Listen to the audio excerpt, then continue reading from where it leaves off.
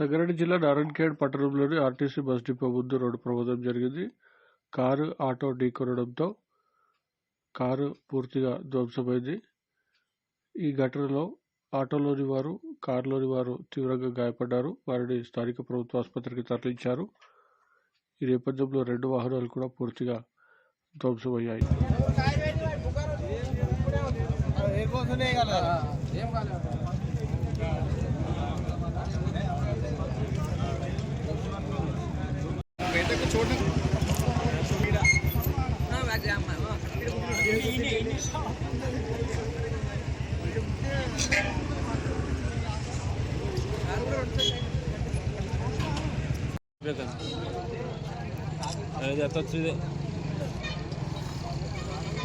कोई चीज़ से फरार से